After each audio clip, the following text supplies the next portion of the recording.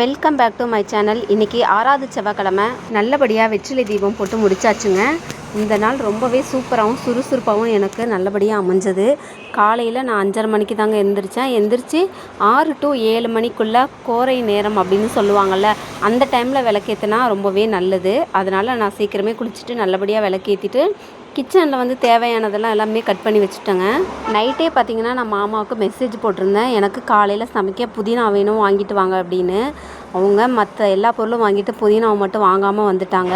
காலையிலே சமைக்க புதினா இல்லாததுனால சரி மற்ற பொருளெல்லாம் நம்ம கட் பண்ணி வச்சுட்டு கொஞ்சம் லேட்டாக எழுப்பிக்கலாம் மாமாவை, போய் புதினா வாங்கிட்டு வந்துடுவாங்க அப்படின்னு சொல்லிட்டு நூடுல்ஸ் எல்லாம் வேக வச்சுட்டு காயெல்லாம் கட் பண்ணி வச்சுட்டேங்க. டெய்லியுமே கிச்சனில் சமைக்கும்போது ஒரு தூங்கு மூஞ்சாதாங்க சமைச்சிட்ருப்பேன்.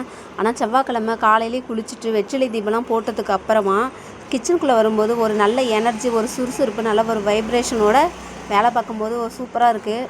6வது வாரம் வெற்றிலை தீபம் போட்டாச்சுங்க. மொத்தம் 9 வாரம் போடணும்.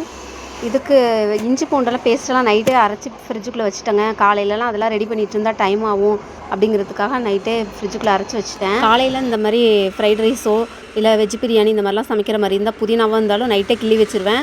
இஞ்சி பூண்டு பேஸ்ட்டும் நைட்டே அரைச்சி வச்சுருவேன். அப்போ தான் காலையில் வேலை எவ்வளோ சீக்கிரம் முடிக்க முடியும் அப்படிங்கிறதுக்காக நைட்டே அதெல்லாம் பார்த்துருவேங்க. காலையில் டிஃபனுக்கு பார்த்திங்கன்னா நூடுல்ஸ் தான் சமைச்சிருக்கேன். நூடுல்ஸில் முட்டை போட்டு செஞ்சால் சூப்பராக இருக்கும். இன்றைக்கி செவ்வாய்க்கிழமை சாமி கும்பிட்டதுனால நான் முட்டையெல்லாம் எதுவும் சேர்த்துக்கலங்க. உங்கள் வீட்டில் என்ன சமைச்சிருக்கீங்கன்னு மறக்காமல் கமெண்ட் பாக்ஸில் சொல்லுங்கள்.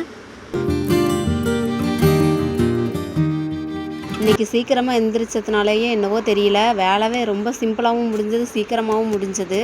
பாத்திரமும் எதுவும் அவ்வளோவா கிச்சனில் சேரலைங்க, இருக்கதையும் கழுவி வச்சுட்டேன். சாப்பாடும் ரெடி ஆயிருச்சு. ரொம்பவே சூப்பராக வந்திருக்கு பாருங்கள். வெற்றிலை தீபம் போட்டு யாரோட வேண்டுதல் நிறைவேறுச்சு அப்படின்னு கமெண்ட் பாக்ஸில் மறக்காமல் சொல்லுங்கள். சேனல் பார்க்குறவங்க மறக்காமல் சப்ஸ்கிரைப் பண்ணிவிட்டு பாருங்கள். தேங்க்யூங்க.